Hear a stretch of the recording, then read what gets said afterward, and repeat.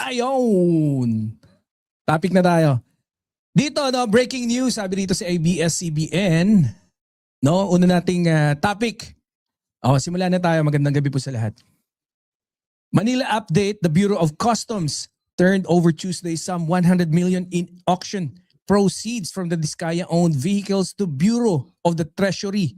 9 out of 13 luxury cars seized from the controversial flood control contractors Sara and Curly Diskaya has been sold. Yan!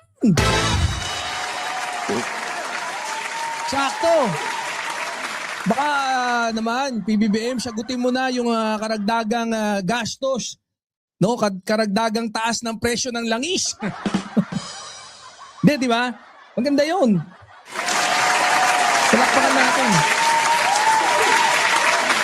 Hindi, ako naman kasi 'di ba? Yang pagdating diyan sa ang tawag diyan sa ibinalik, tama lang din naman 'yan no. Sana nga mapagsama-sama yung yung 100 so yan na pagbentahan 100 million yung ibinalik nila Alcantara and then the rest, 'di ba? Saya nun. Pagka naibalik, 'di ba? Pwedeng ipang ayuda. Kasi wala daw pondo. Sabi ng mga DDS, wala daw pondo dun sa mga ungas. Wala daw pondo sa... Saan yun? Teka lang, inaayos ko yung pantunog natin. Multitasking habang... Hindi, wala daw pondo pagdating dun sa payuda sa Bahrain. Mamaya i-discuss din natin yan pero focus muna tayo dito. So, ayan, magandang balita to, no? 100 million turned over Tuesday, some 100 million in auction proceeds, no? Dun sa mga napagbentahan. So, siyam pa lang out of dun sa 13. So, malaki-laki pa. May apat pa. Sigurado pala may apat. 9 minus 30, napakadali. Kayo naman, no? Di ba? So, madali lang na sana maibalik kagad, ay maibenta na rin kagad yung remaining para at least makaano kagad tayo, maka-recover dun sa maipangbuno natin dun sa nawalang posibleng itaas or kasi mamaya may i-discuss natin nagkaroon ng parang pagbawas sa excise tax no para sa petrolyo. Pero syempre may grounds kung paano babawi doon. Mamaya i-discuss natin. I think it's better na ma-discuss natin. Nawala na. Kasi sorry, nalita ko ng palusot na naman. Nalita ko ng nadala ako sa Gusto kong ayusin yung mga sound effect natin. Late na. So sorry naman. Para mas entertaining, para medyo masaya, hindi siya malungkot. Kaya lang, wala yung isa nating number 1, number 2. Wait lang konting kembot na lang. Yung 1, copy.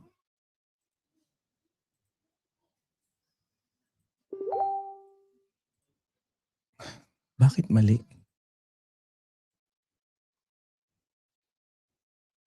Anak ka ng po. Ay, mali. Mali. Buisit talaga. Kung ano-ano nagawa ko. Pag nagmamadali ka talaga, magiging tanga ka.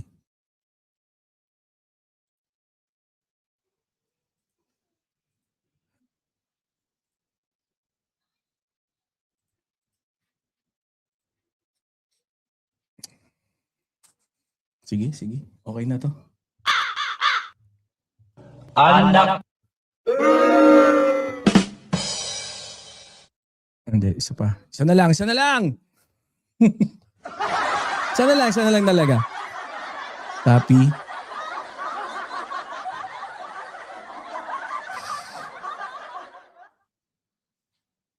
Yan. Okay na ako, promise. So ayan, pasensya na. Medyo nagtagal tayo dun sa na yun.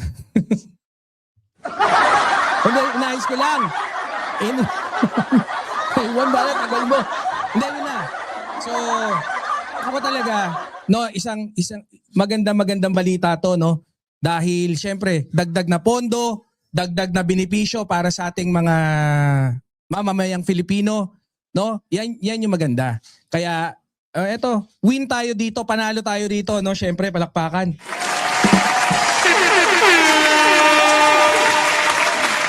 Bakit anong aray mo malakas ba? Sabi nila ni Ulo, mahina lang. Oh. So, asan na? Okay na tayo siguro dyan. No? Dahil dyan, panalo naman na tayo eh. So, sana may ibenta pa yung 4 para mas makadagdag pa. And then, siguro yung mga diskaya, hindi lang yan yung gawin. Sana mapuwersa na rin natin sila. No? Mamaya, kasi connecting to dun sa isa nating topic. Kaya lang medyo magkahiwalay. Hindi ko na naiayos ng gusto. Pero connecting yan. Punta na tayo dun sa ating pangalawang topic. Ito maganda to. I do believe na isa ring good news to, no? Kasi matagal tong pinag-aralan ng ating mga dito sa ating gobyerno syempre. Eto, puntahan na natin. Sabi dito, batian muna, batian! Doon sa mga bagong darating dyan, syempre magandang gabi po ulit. Kaya, Mama... Si Ma'am Jo! Aba, andyan si Ma'am Jo. Bakit sa inyo nag-ano? Sino yung nagpa-flood? Yung Eugene Pahiota. Huwag kang mag-flood! Si Ma'am Sheila Katabian, watching from Singapore. Hoy, shout out. Si Ma'am Lorena pa. Manang! Nabati na ko to. Oh, shout out. Kasi may, yung ano natin. Pag ano, wag ka mag ano. Boss Eugene, please po. So, ayan. So, punta na tayo doon sa ating pangalawang topic. No? Ano sabi ba rito? Ba't sinasabi kong maganda to? Hindi ko alam ha. Pero explain natin. Let's try to explain para at least medyo mas maunawaan ng karamihan. Sabi rito, Representative Villanueva files bill banning social media access for minors under 16. Eh, maganda nga to. Diba? Sabi rito, Protection for Minors Act was introduced in response to growing global concerns over the impact of social media on children's mental health, safety, and developmental well-being. Several countries, including Australia, Spain, and France, have recently introduced landmark restrictions on minors' social media use, while Indonesia has begun laying the groundwork for similar prohibitions. Yun. Yun ang maganda doon. Nagulat ako, naging ikaw si Nyolo.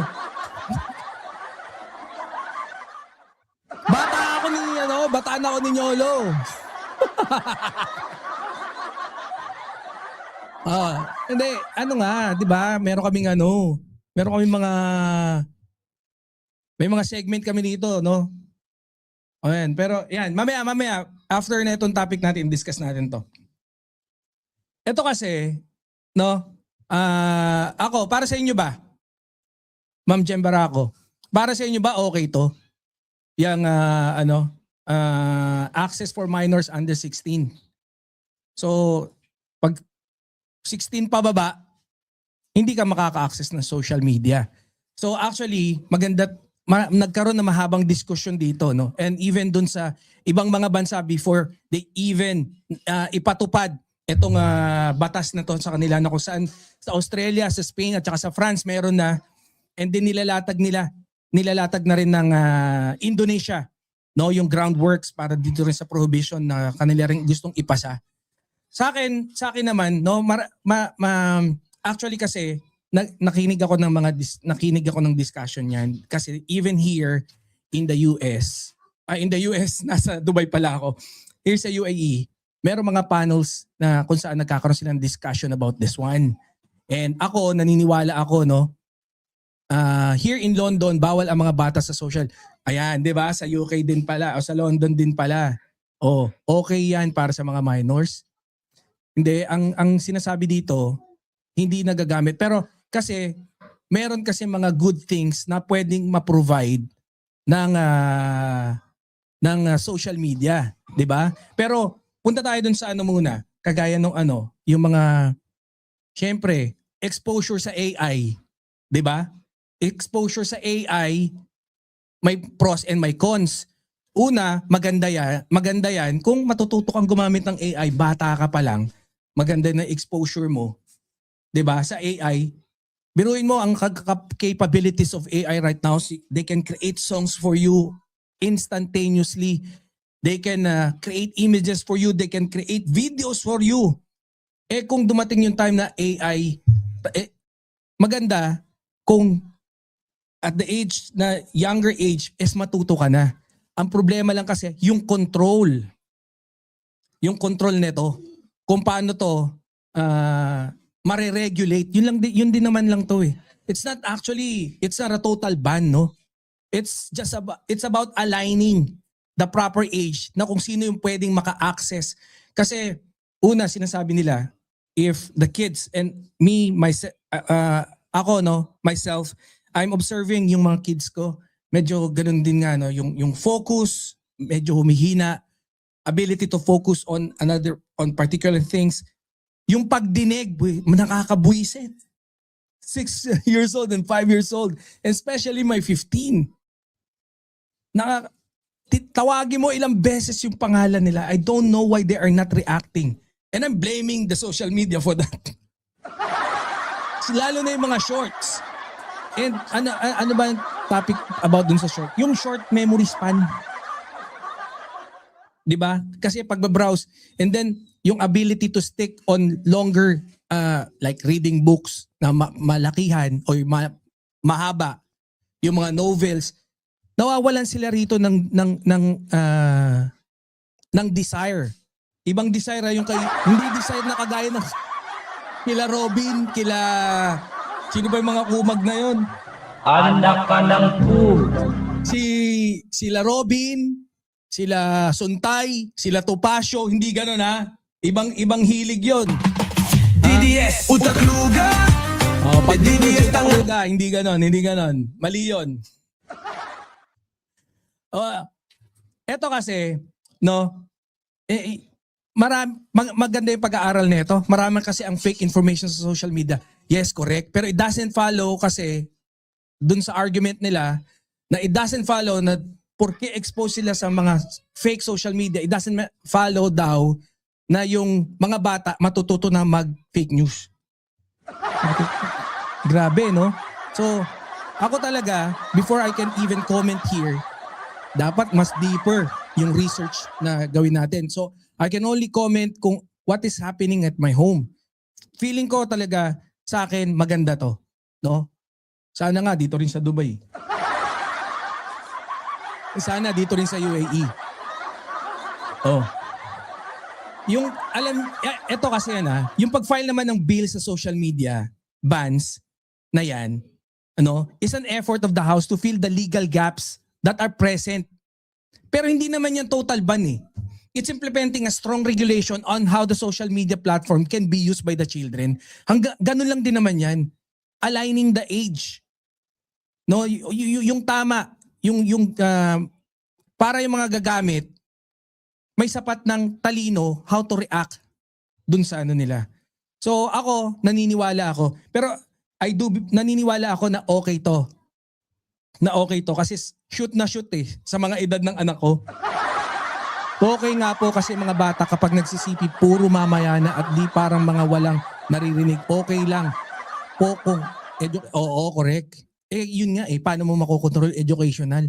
Kahit yung YouTube Kids, grabe, nakakalusot pa rin. And then they know how to open things. 'Di ba? Oh. Yun yung nagiging problema pagdating dito. Wait nga. Baka mamaya nasa sobra na ako sa...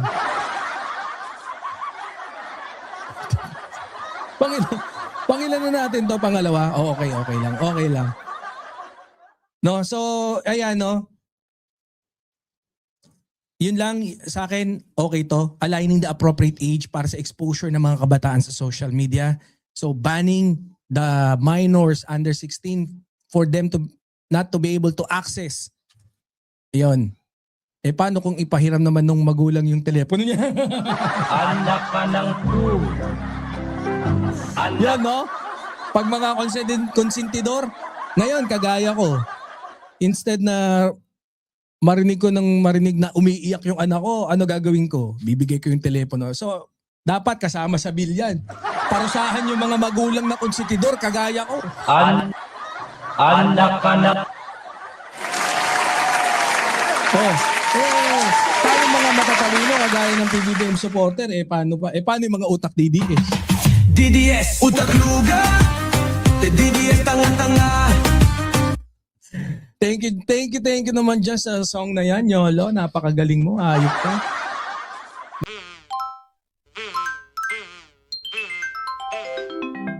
Kakulango.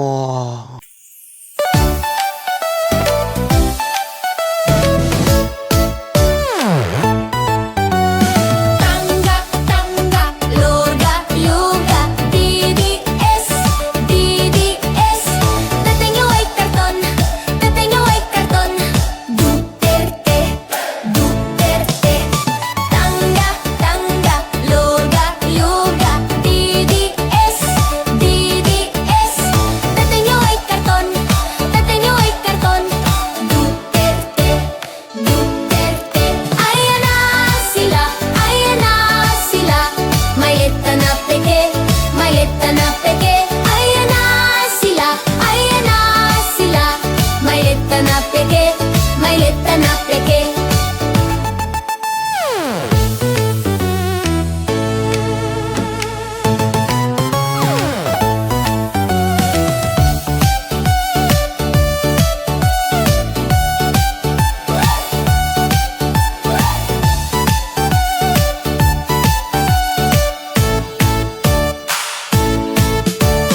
Tangga, tangga, luga, luga, DDS, DDS.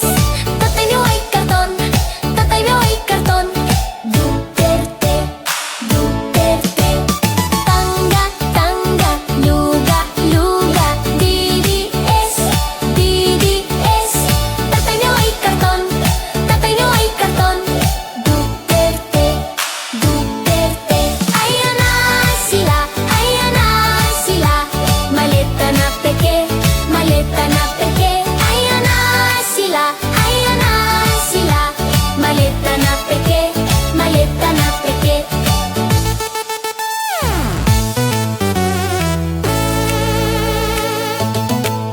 Sara nababali na siya. Sara nababali na siya. Digong masusunog na siya. Digong masusunog na sa. Tangga, tangga, luga, luga, DDS, DDS. Tatay niyo ay karton, tatay niyo ay karton. Duterte, Duterte. Puro fake news ang DDS. Puro fake news ang DDS. Mga troll farm, mga gate. Dupites, dupites. Puro fake news ang DDS. Puro fake news ang DDS. Mga troll farm, mga gate. Dupites, dupites. Tangga, tangga, luga, luga, DDS, DDS. Tatay niyo ay karton, tatay niyo ay karton. Duterte, Duterte.